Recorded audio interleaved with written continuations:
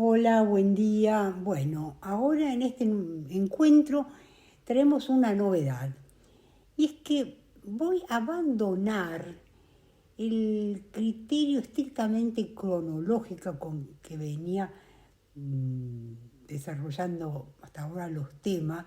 Como saben ustedes, hemos empezado con la antigüedad clásica, con los griegos y fuimos avanzando hacia la modernidad. Y ahora que ya estamos en el siglo XVIII con Marx, voy a combinar las exposiciones según un criterio también temático. Es decir, que en lugar de comenzar ahora con Nietzsche, que sería el próximo que tendría que tomar dentro de los pensadores que yo he elegido, voy a hablar de algunos pensadores que corresponden al posmarxismo. En principio, hay que señalar que el pensamiento de Marx va a ser objeto de dos tipos de operaciones. Por una parte, dentro de la corriente que se ha dado en llamar propiamente marxismo, una tendencia a posiciones dogmáticas que tienden a paralizar el pensamiento. En algunos casos con análisis un tanto esquemáticos que deforman al propio Marx. Por otra parte, y por obra de nuevos pensadores, una revisión y a la vez un enriquecimiento fundado en el análisis y observación de concreciones históricas, esto es de los acontecimientos que se han dado históricamente. Se trata de líneas de pensamiento que surgen a partir de la constatación de la fuerza de resistencia del capitalismo. Que justamente el marxismo decía que iba a tener tantas crisis que se iba a destruir a sí mismo.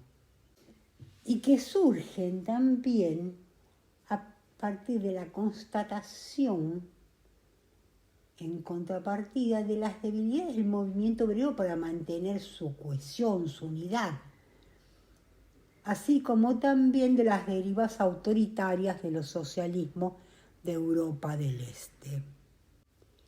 Bueno, entre estos pensadores vamos ahora a ocuparnos de Antonio Gramsci, un marxista italiano, nacido en 1891 y fallecido en 1937, que fue el fundador del Partido Comunista Italiano y autor de una obra muy importante que son los famosos Cuadernos de la Cárcel, escrito durante sus 11 años de cautiverio bajo el régimen de Mussolini. En sus comienzos Gramsci tenía una fuerte influencia de Croce, de Benedetto Croce, en el sentido de poner el acento en el componente formativo de la cultura dentro del proceso revolucionario. Y no para quedarse en un plano teórico, sino para pensar luego cómo el pensamiento se traduce en acción, cómo las ideas se transforman en praxis. Esto se reflejó en el énfasis puesto en la relación entre superestructura e infraestructura, tema en el que, abandonando todo determinismo, va a poner el foco en la importancia decisiva de la primera, o sea, de la superestructura ideológica, por lo cual se lo consideró el filósofo de la superestructura. Por supuesto, esta posición lo distancia del marxismo clásico, para el cual lo determinante es la infraestructura económica. Bueno, recordemos un poco en qué consiste esa posición. Se entiende el marxismo clásico que para producir sus medios de subsistencia los hombres adoptan un determinado modo de producción. O sea, una cierta combinación de fuerzas productivas y un régimen de propiedad, que van a dar lugar a determinadas relaciones de producción, todo lo cual va a determinar la superestructura, o sea, las ideas dominantes. Se trata sin duda de una afirmación un tanto mecanicista, que el propio Marx trató de superar, aunque sin éxito. Las ideas de la clase dominante, dice el marxismo clásico, son las ideas dominantes. Pero entonces, ¿qué pasaría? No habría cambio, las sociedades serían eternas.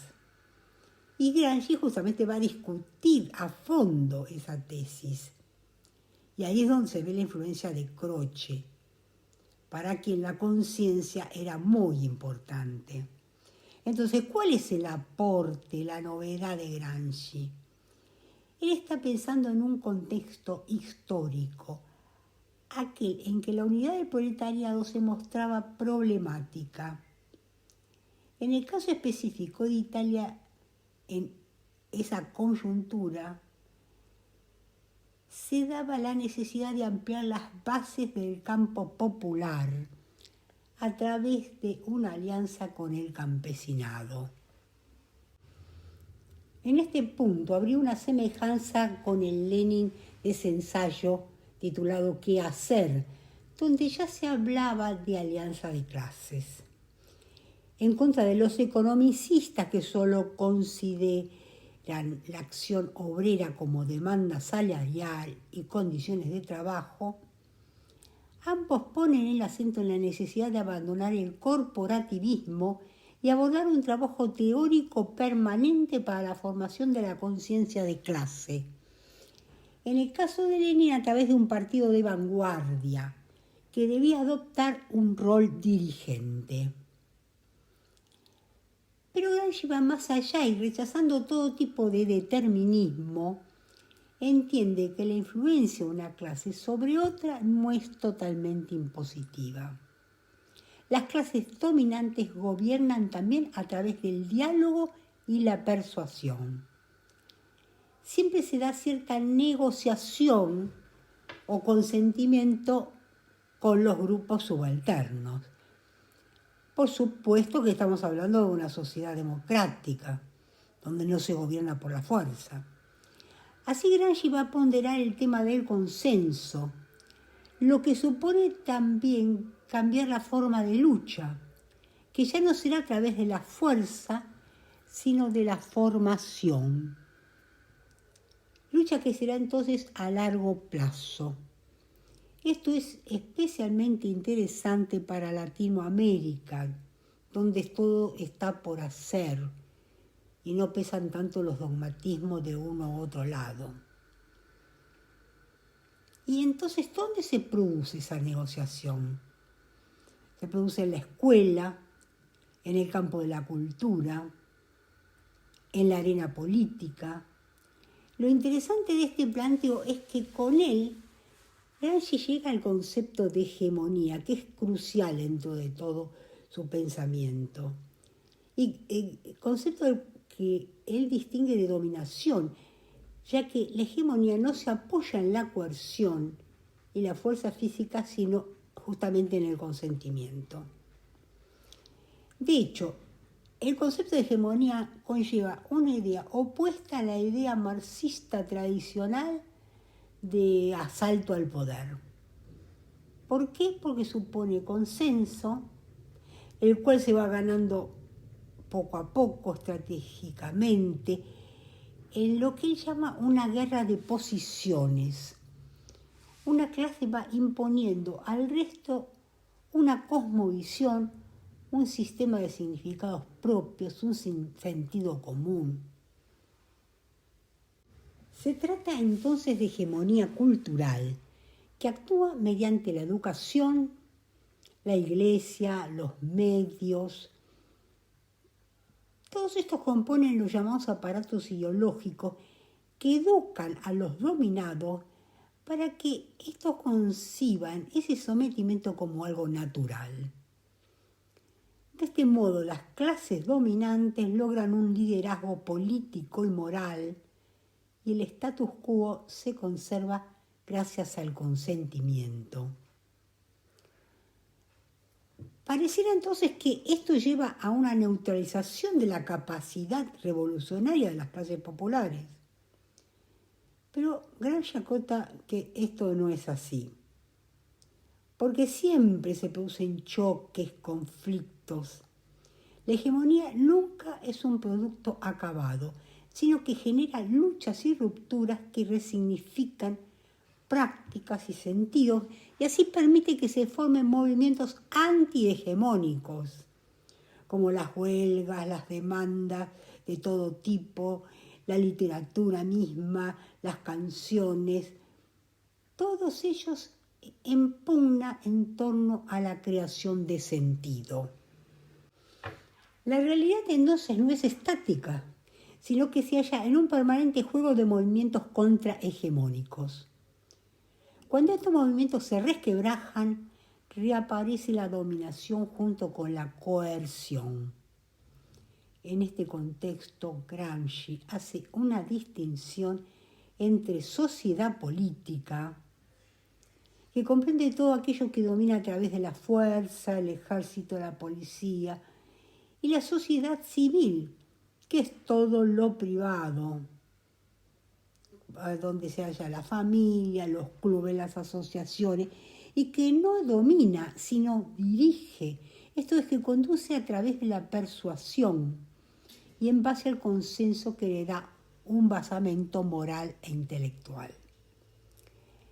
La distinción entre estos dos grandes niveles de la superestructura, el Estado y la sociedad civil, es de especial interés para ver lo que ocurre en nuestros países latinoamericanos, por ejemplo. Aquí parece que en cierta medida las perspectivas se invierten, ya que con los populismos, que dijimos que abundaban en estos periodos, los roles del Estado y lo privado no se diferencian tan nítidamente, y en ciertas ocasiones el Estado aparece como defensor de las causas populares frente a las grandes corporaciones. Como vemos entonces, a diferencia de Lenin, que concebía la lucha como maniobras de asalto frontal, Gramsci entiende la lucha por la hegemonía como guerras de posiciones, guerra de trincheras la llama también, una lucha pacífica que va avanzando paulatinamente ocupando posiciones estratégicas. Aquí va a tener un rol destacado el intelectual orgánico, al cual en Cuadernos de la Cárcel dedica varios cuadernillos, poniendo el acento en los matices y las pequeñas diferencias que lo separan del intelectual tradicional. El intelectual orgánico que Gramsci distingue del tradicional al que se calificaba de comprometido, es el militante vinculado al movimiento revolucionario que combate como puede, expresa su solidaridad y se siente parte del movimiento social que lucha. Gramsci entiende que el rol de los intelectuales es fundamental, que ocuparse de las ideas es algo muy serio, que debe articularse en un proyecto hegemónico. Es necesario toda una tarea de formación y educación en el marxismo. Para eso necesitamos un partido de vanguardia, del cual formen parte los más preparados, y no solo en términos de ideas, sino que tiene que conocer también a quienes se dirigen, su lenguaje, sus ideas, sus aspiraciones. Ese es el sentido de ser orgánico, el estar ahí, el pertenecer. No basta que tengan conocimientos técnicos, tiene que tener conciencia política, ser militantes, conocer el pensamiento y los intereses del adversario.